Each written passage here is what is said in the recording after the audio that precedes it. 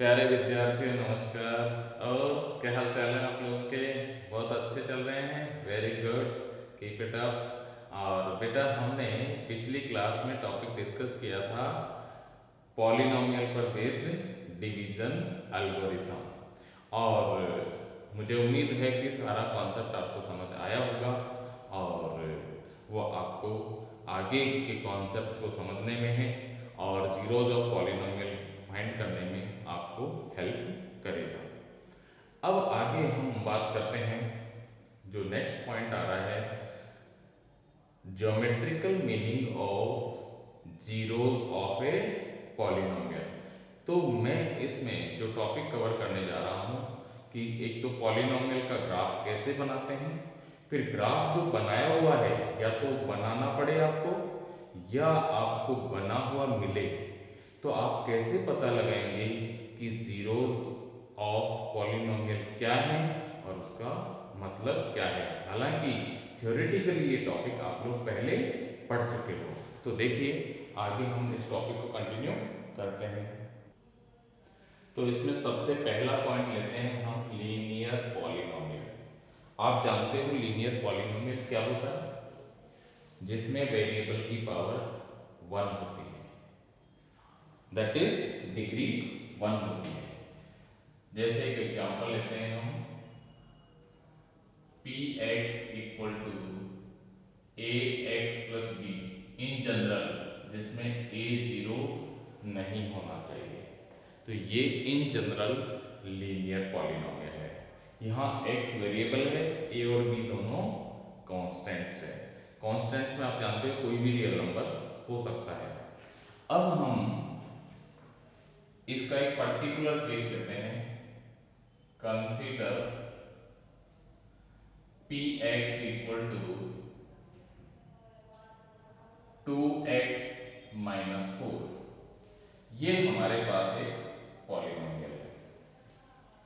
इस पॉलिनोमियल के जीरो का ज्योमेट्रिकल मीनिंग हमें समझना है। वो समझने के लिए सबसे पहले हम इसका ग्राफ बनाएंगे। तो देखो ग्राफ कैसे बनता है। ग्राफ बनाने के लिए हम x की वैल्यू का इनपुट देंगे और px की वैल्यू का आउटपुट हमें मिलेगा। जैसे हमने x की वैल्यू का इनपुट दिया 0, तो यहां पर जब 0 पुट करोगे मीन्स p0 क्या मिलेगा, तो 2 इंटू 0 माइनस 4 मीन्स आपको -4 मिलेगा। तो यहां पर -4 रख देंगे। अब आप पुट करते हैं x इक्वल टू, जैसे हमने लिया 3, तो x इक्वल टू 3 पुट किया, क्या मिलेगा 2 इंटू 3 माइनस 4, तो 6 माइनस 4 मीन्स 2 मिलेगा। उसके बाद हम लेते हैं x इक्वल टू -1, तो p ऑफ -1 क्या मिलेगा 2 इंटू -1 -4, कितना हुआ -6। फिर हम पुट करते हैं x इक्वल टू 3 ले लिया, 0 ले लिया, -1 ले लिया, कोई और वैल्यू लो आप। जैसे हमने लिया 4 और p4 की वैल्यू हमारे पास कितनी आ रही है 2 इंटू 4 माइनस 4, रिजल्ट क्या मिला हमें 4। ठीक है, तो यहाँ हम पुट करेंगे जब -1 है x, तो p ऑफ -1 की वैल्यू आ रही है -6। जब x की वैल्यू 4 है तो p ऑफ 4 की वैल्यू क्या आ रही है हमारे पास, वो भी 4 आ रही है। इस तरह से करके हमने कुछ वैल्यूज का सॉल्यूशन सेट निकाल लिया। मतलब x की वैल्यू हम पुट करते गए और px की वैल्यू हमें मिलती गई। इस तरह से करके हमने ये टेबल बना लिया। अब हम इसकी हेल्प से ग्राफ बनाएंगे। तो ग्राफ में आप जानते हो कि ये x एक्सिस होता है और ये जो वर्टिकल बनाया जाता है इसको y एक्सिस बोलते हैं। बाई में इनको हम बोलते हैं वाई ओ वाई डैश, और इसको बोलते हैं एक्स ओ एक्स डैश या एक्स डैश ओ एक्स, एक ही बात है। ठीक है, इसमें हम जहां पर दोनों एक्सेस इंटरसेक्ट करते हैं इस पॉइंट को हम क्या बोलते हैं?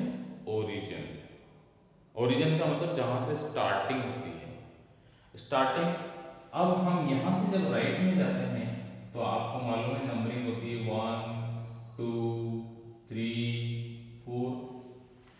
जब हम अपर साइड में जाते हैं तब भी नंबरिंग होती है 1 2 3 4 एंड मोर। लेकिन जब हम लेफ्ट में जाते हैं तो यही नंबरिंग नेगेटिव होती है, -1 -2 -3 और इसी तरह से आगे चलते जाते हैं। और वो हमारी रिक्वायरमेंट पे डिपेंड करता है कि हम कितना और आगे इधर जाना चाहते हैं और जाना चाहिए, और कितना ऊपर की तरफ जाना चाहिए, ये हमारी रिक्वायरमेंट पे डिपेंड करेगा। तो देखिए x की वैल्यू हमारे पास नेगेटिव में -1 है लास्ट, तो हम इससे इधर ज़्यादा जाने की जरूरत नहीं है।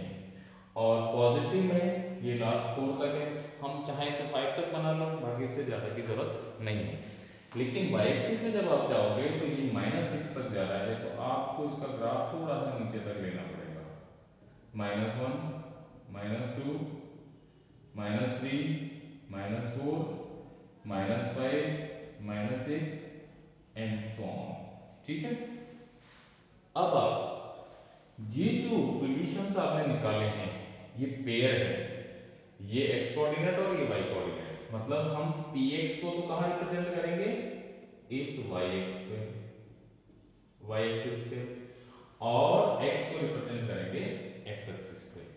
तो पहला है x0 y -4, इसको y भी कह सकते हैं, px का हम दूसरा नाम y भी लिख सकते हैं कि y का मोमेंट होगा y एक्सिस के अलोंग, x का मोमेंट होगा x एक्सिस के अलोंग, और ये है रेक्टेंगुलर कोऑर्डिनेट सिस्टम। आप जानते हो रेक्टेंगुलर कोऑर्डिनेट सिस्टम का मतलब है कि दोनों एक्सिस 90 डिग्री पे इंटरसेक्ट कर रहे हैं। तो यहाँ पर आ रहा है x0 y -4, तो x0 का मतलब ना तो इस जीरो से इधर जाना है ना उधर जाना, मींस y एक्सिस के ऊपर ही रहना है, तो x0 रहेगा। और px -4, तो ये पॉइंट हमें मिल गया। ये पहला पॉइंट है, मान लो इसका नाम हम दे देते हैं a, this is point a, suppose this is b, this is c and this is d।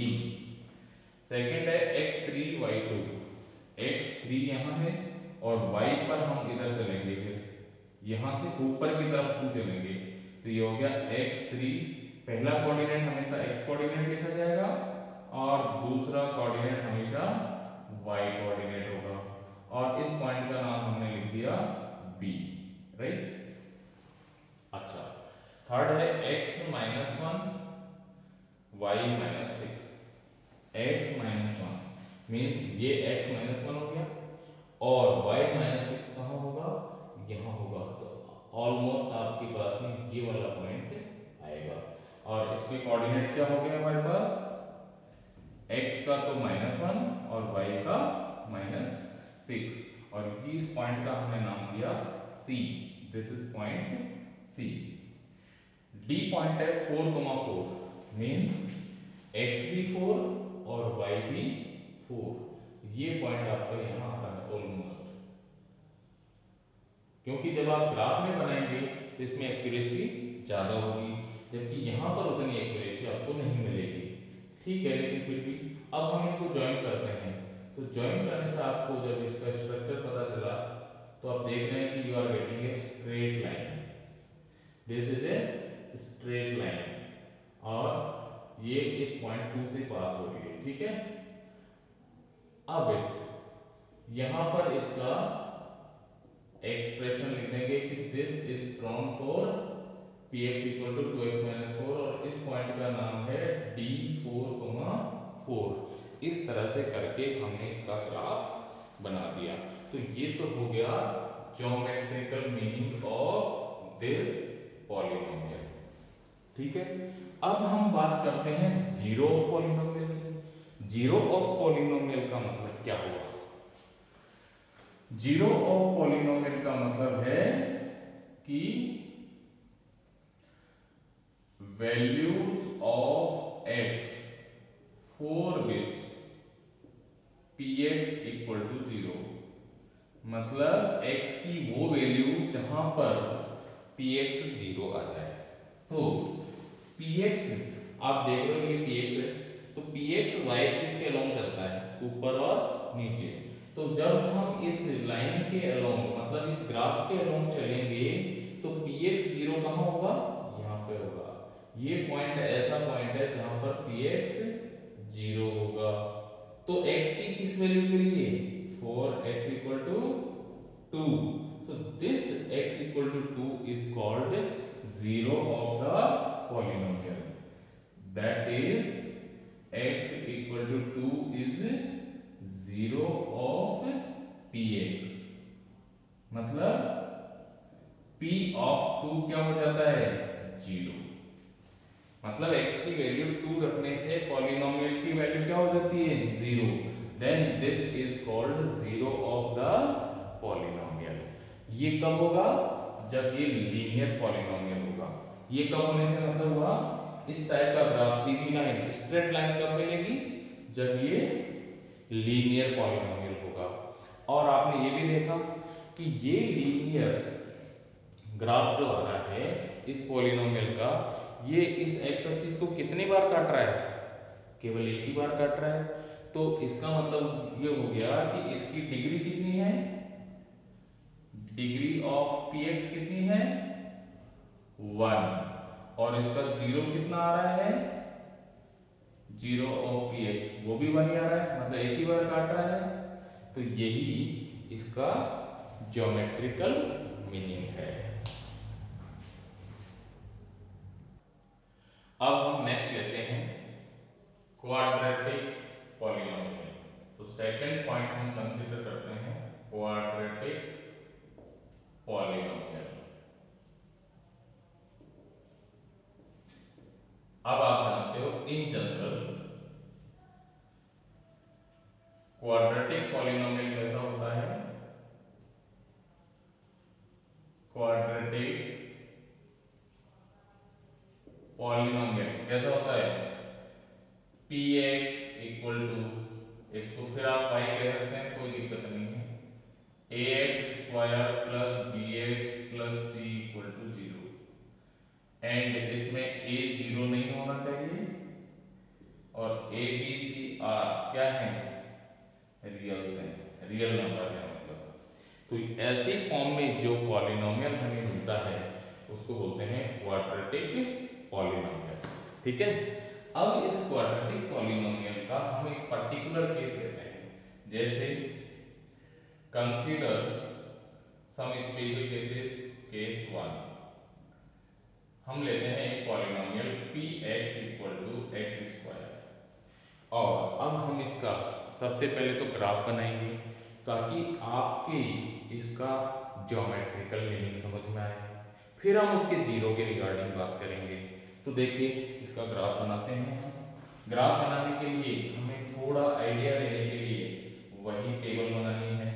तो देखिए आप टेबल बनाएंगे, इसमें x की कुछ नेगेटिव और कुछ पॉजिटिव वैल्यूज डालेंगे।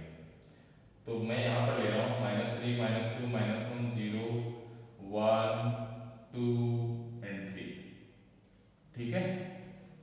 अब इसका ग्राफ बनाने के लिए -3 पुट करेंगे यहाँ पर, p ऑफ -3 कितना आ गया, 3 स्क्वायर 9, फिर p ऑफ -2 यहाँ पर कितना वैल्यू आ रहा है, तो आप लिखेंगे 2 स्क्वायर मीन्स 4, p ऑफ -1 क्या आ रहा है 1, तो ये 4 1, फिर p ऑफ 0 ये कितना आ रहा है 0, p of 1 1, p of 2 4, p of 3 9। तो इस तरह से करके आपको यहाँ की ये वैल्यूज मिल गई। अब इन वैल्यूज का यूज करके हम एक आइडिया लेकर ग्राफ बनाएंगे, क्योंकि यहाँ पर आप देखेंगे कि स्ट्रेट लाइन नहीं बनेगी, तो इसलिए हम इनको आपस में डायरेक्ट स्ट्रेट लाइन की तरह तो ज्वाइन नहीं कर सकते, अदरवाइज वो रॉन्ग हो जाएगा, क्योंकि ये कर्व है, ये स्ट्रेट लाइन की तरह नहीं है। इसका पार्ट जो है -3 से -2 या -2 से -1 के बीच में बिल्कुल स्ट्रेट नहीं है, कर्व है, मुड़ा हुआ है। ठीक है। तो इसलिए इससे आइडिया लेकर के हम उसका कर्व प्लॉट करेंगे। तो वही दोबारा से हम, क्योंकि यहाँ कितने वेरिएबल है, दो वेरिएबल है। कौन कौन से दो वेरिएबल है, एक तो है x और एक कौन सा है y। px कह दो चाहे y कह दो, एक ही बात है, ठीक है। x हमेशा x एक्सिस के अलोंग आएगा, y हमेशा y एक्सिस के अलोंग आएगा। तो इसका हम ग्राफ बनाएंगे, ये 2D ग्राफ होगा, ठीक है। और ये ग्राफ बनाने के लिए हम ये x एक्सिस लेते हैं और ये y एक्सिस लेते हैं। अब इस x एक्सिस पे हम -1 -2 -3, ग्राफ में तो आपको इक्वल डिस्टेंस और प्रॉपरली मिल जाएगी, लेकिन हम यहाँ पर आइडिया से ले रहे हैं, इसलिए आपको कंफ्यूज होने की जरूरत नहीं है। आप लोग एक्चुअल ग्राफ पेपर पे बना के देखिए इसको, तो आपको बहुत सारी चीज़ों का आइडिया होगा और कोई डाउट कंफ्यूजन अपने आप ही दूर हो जाएगा, ठीक है। और इस पर हम पॉइंट्स लेते हैं 1 2 3 4 5 6 7 8 9 ऐसे लेंगे, ठीक है। अब नीचे निगेटिव में इसके रिजल्ट आएंगे नहीं, इसलिए ध्यान लेने का कोई फायदा नहीं है। अब देखिए इसका ग्राफ बनाने के लिए हम -3 पे -9 आ रहा है, सॉरी +9 आ रहा है, तो इसका पॉइंट यहाँ पर हो गया। फिर -2 पे 4 आ रहा है, तो -2 पे ये 4 आ गया। फिर -1 पे 1 आ रहा है, देखो आप। फिर 0 पे 0 आ रहा है, फिर 1 पे 1 आ रहा है, फिर 2 पर 2 आ रहा है, फिर 3 पर 9 आ रहा है। इस तरह से करके हमने ये पॉइंट्स बना दिए। अब देखिए स्ट्रेट लाइन नहीं होगी, मुड़ा हुआ कर्व होगा, इस टाइप से ये ग्राफ इसका प्लॉट होगा। इसी तरह से इधर भी इसका ग्राफ प्लॉट होगा।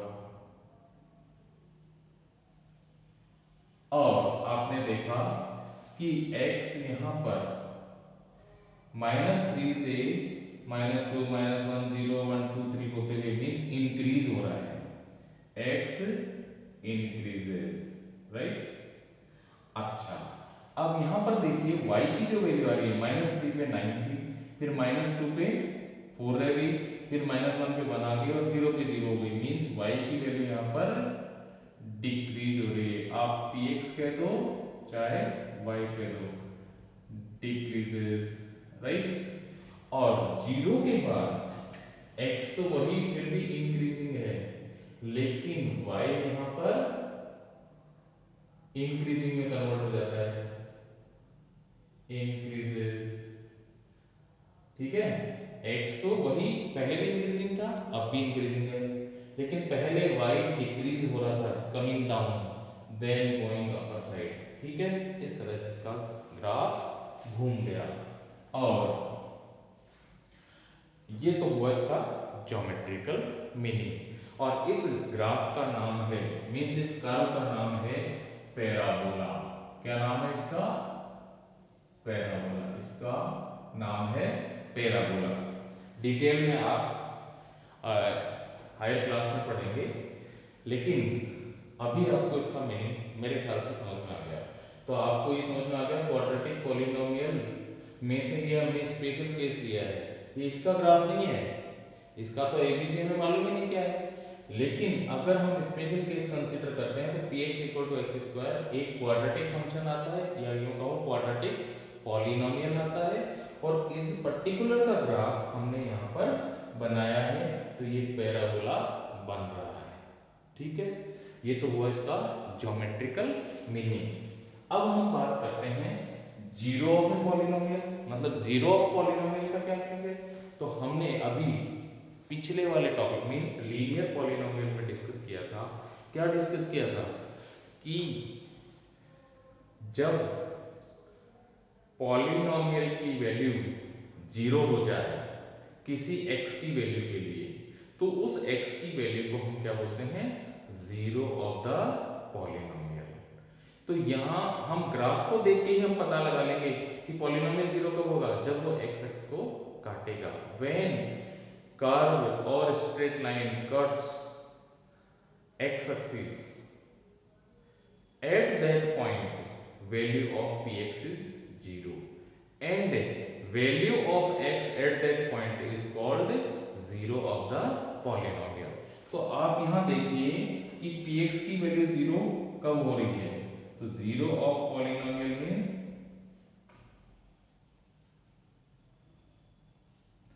means px equal to 0। px equal to 0 का मतलब क्या हुआ, कर्व मीट्स एक्स एक्सिस। अब इसका डायग्राम देख करके बताओ कि एक्स एक्सिस को कहां मीट करता है, कर्व कहां मीट करता है, ओरिजिन पे at 0 0, that is at x equal to 0 px 0 हो जाता है, therefore 0 of px is 0 of px is at x equal to 0। मतलब पॉलिनोमियल का 0 कहाँ होता है, x equal to 0 पे। तो इस तरह से करके हमने इसका 0 फाइंड कर लिया और 0 का मीनिंग हमने समझ लिया कि वो x एक्सिस को एक बार काट रहा है, मींस एक 0 मिल रहा है आपको, ठीक है।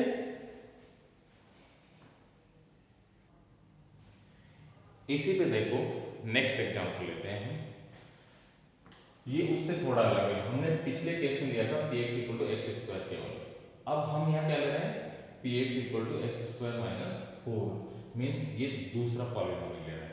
नेचर उसकी वैसी है, कौन सी, क्वाड्रेटिक है। इसका ग्राफ कैसा आएगा, वैसा ही आएगा, पैराबोला, बस थोड़ा सा चेंज आएगा, -4 कर दिया इसमें।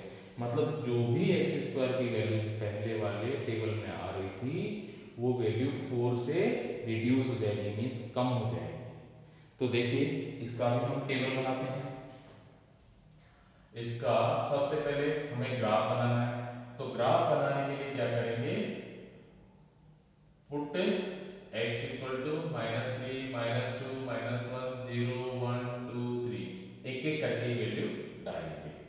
तो देखिए p ऑफ -3 कितना आया, -3 स्क्वायर -4 कितना आ गया, 5 आ गया, ठीक है। p ऑफ -2 कितना आया, -2 स्क्वायर -4 मीन्स 0 आ गया। p ऑफ -1 कितना आया, -1 स्क्वायर -4 मीन्स -3 आ गया। p ऑफ 0 कितना आया, 0 रखें, 0 स्क्वायर -4 -4 आ गया। उसके बाद p ऑफ 1 स्क्वायर -4 मीन्स -3 आ गया। p of 2 square -4 they sorry 0 आ गया।